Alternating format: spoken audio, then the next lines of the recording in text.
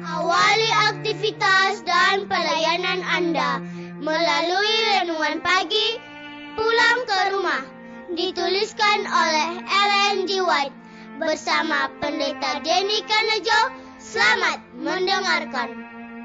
Shalom, selamat pagi para pendengar yang setia. Selamat menikmati hari yang baru.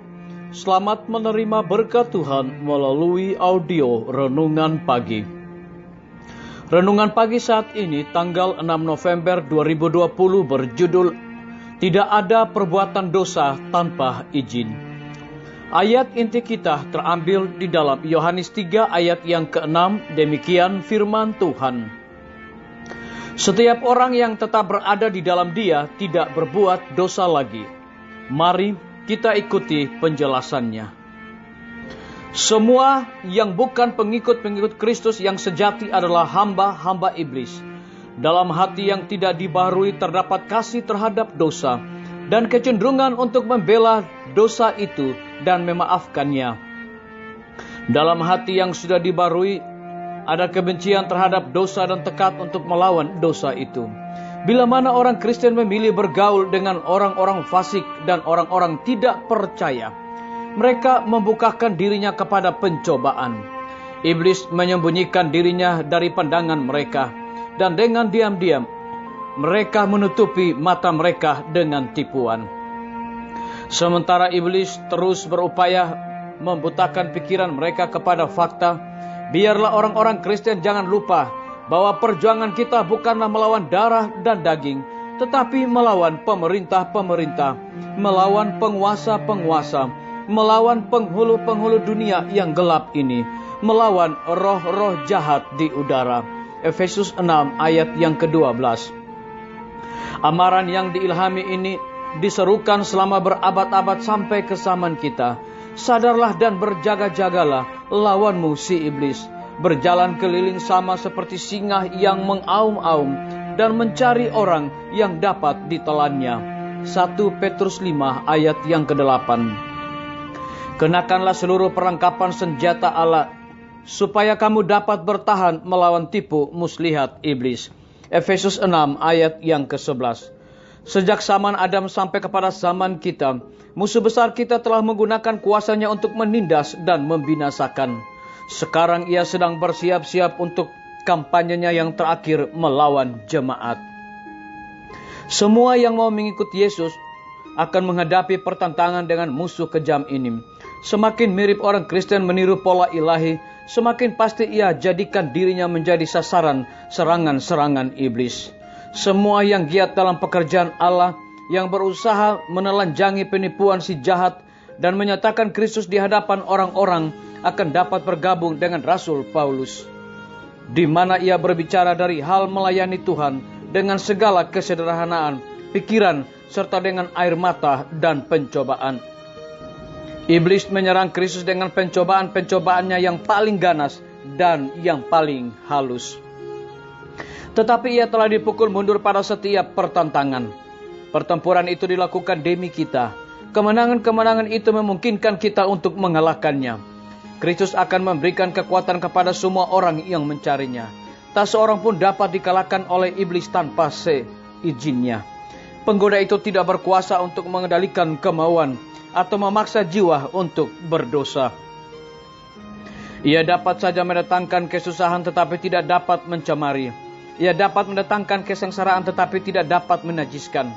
Fakta bahwa Kristus telah mengalahkan iblis harus mengilhami setiap pengikutnya untuk bertempur dengan gagah berani dalam peperangan melawan dosa dan iblis. Disalin dari buku Alfa dan Omega, jilid 8, halaman 533 dan 535. Saudara-saudaraku, para pendengar yang setia dimanapun Anda berada saat ini, semoga firman Tuhan hari ini akan menjadi berkat rohani bagi kita semua dalam melakukan aktivitas kita masing-masing. Saya mengajak semua para pendengar yang setia untuk berdoa bersama-sama.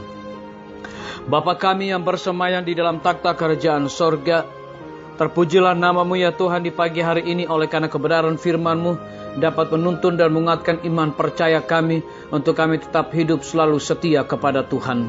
Terpujilah nama-Mu ya Tuhan.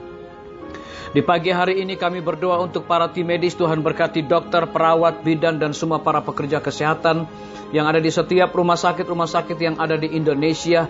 Kiranya Tuhan curahkan hikmat pengetahuan sorga, terlebih dedikasi di dalam pelayanan, agar mereka dapat memberikan pelayanan yang terbaik kepada setiap orang yang membutuhkan pertolongan.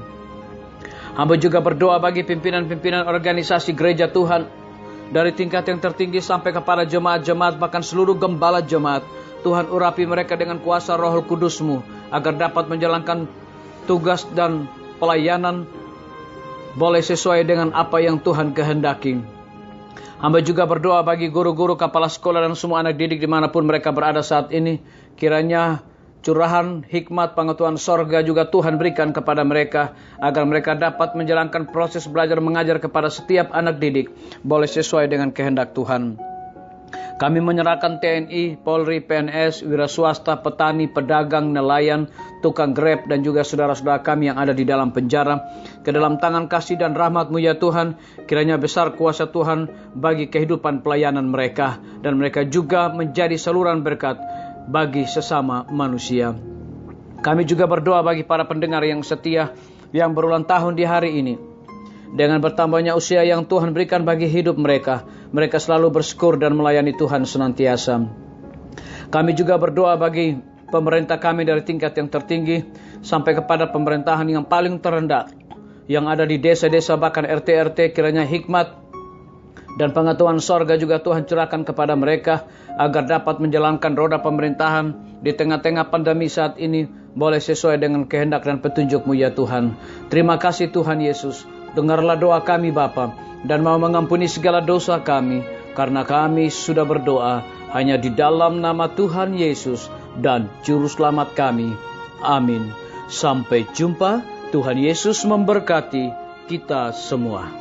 Betapa ku rindu negeri yang indah yang disediakan Bapa. Sana orang saleh memuji Tuhan, di surga senang kekal. Ku rindu ke surga, sana rumahku, rindu masuki gerbang mutiara, tak pernah bersusah atau gentar, di surga ku hidup kekal. Sana ku pandang wajah Rajaku, yang telah mati gantiku, bersuka cita selama-lamanya, di surga senang kekal. Ku rindu ke surga, sana rumahku, rindu masuki gerbang mutiara, tak pernah bersusah atau gentar, di surga ku hidup kekal. Ku rindu ke surga, sana rumahku, rindu masuki gerbang mutiara, tak pernah bersusah atau gentar, di surga ku hidup kekal.